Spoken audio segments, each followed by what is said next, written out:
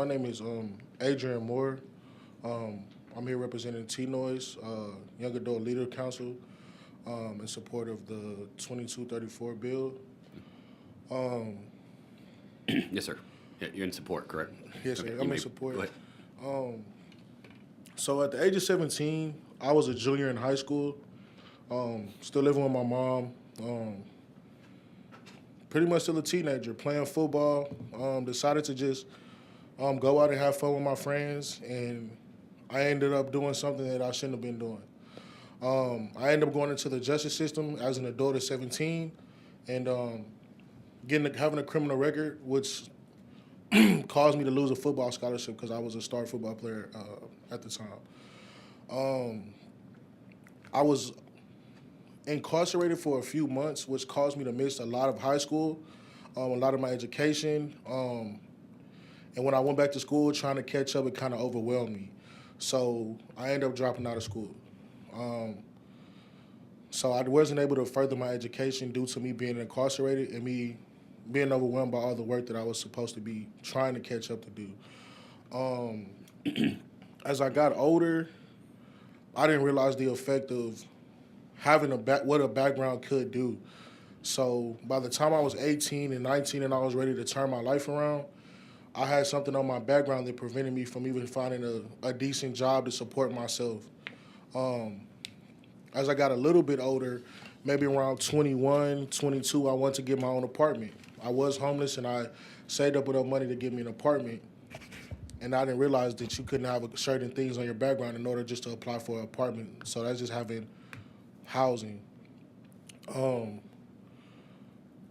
After that, I just fell into a trend of just trying to make quick money, just trying to survive, trying to eat, trying to support myself.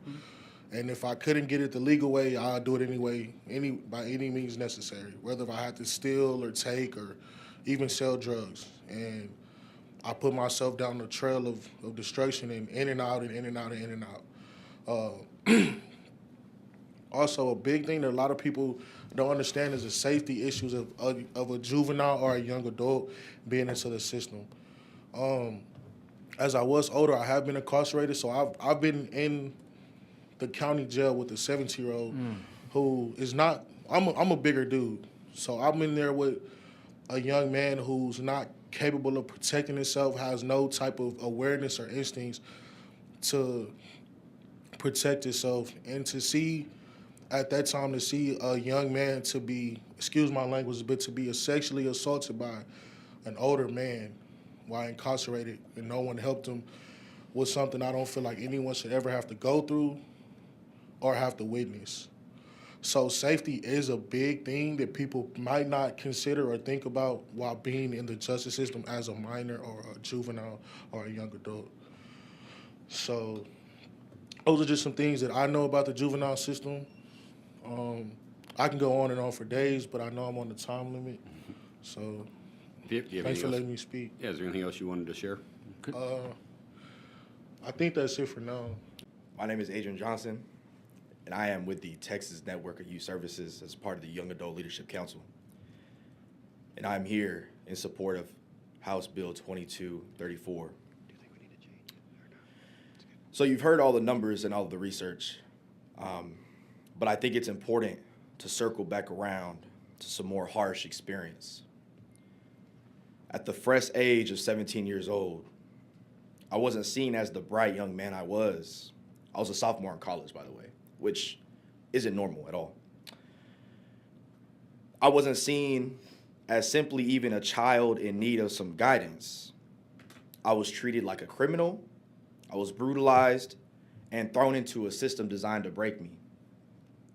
In Texas, I was considered an adult, yet I was still a child in every other aspect of my life. I was unable to sign a lease, get into the dorms in my college without someone even advocating for me. And had I even been in high school, I couldn't have even signed my own permission slip to go into a school field trip. I was in a group home also. Along with that, I was navigating the challenges of the foster care system when I was arrested. My only true offense was being a knucklehead and refusing to go to my room while utilizing a computer in the common area.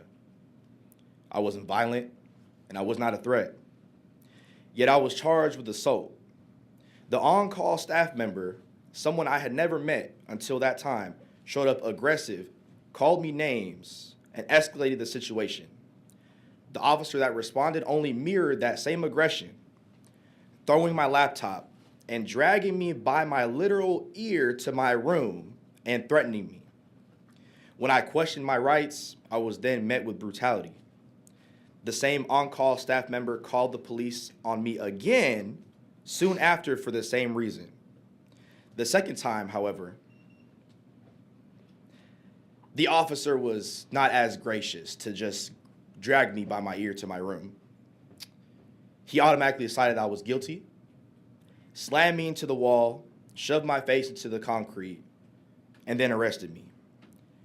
His last words before taking me in, a crude joke about what would happen to little boys like me in big boy jail.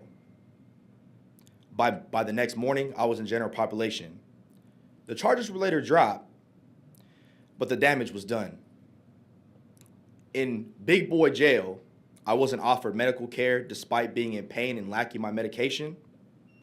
I had no money to make calls, and if it weren't for the grace of God and the kindness of a front desk worker, I wouldn't have even had any way to contact people because I didn't remember phone numbers.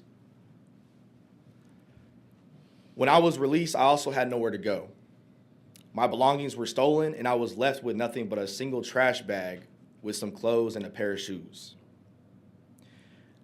I had been abused a large majority of my life, and I had to go through that again. The system that was supposed to protect me had failed me once again. 17-year-olds should not be treated as adults in the justice system. Instead of guidance, we are met with violence and neglect. This wasn't justice. It was another way for them to silence me. Like everybody else has said, I urge you all to change these policies because simply put, no teenager should have to endure what I did. And fortunately, I'm one of the few that made it out, and I'm here to speak on it today. We appreciate you being here today, Mr. Johnson. Appreciate your testimony.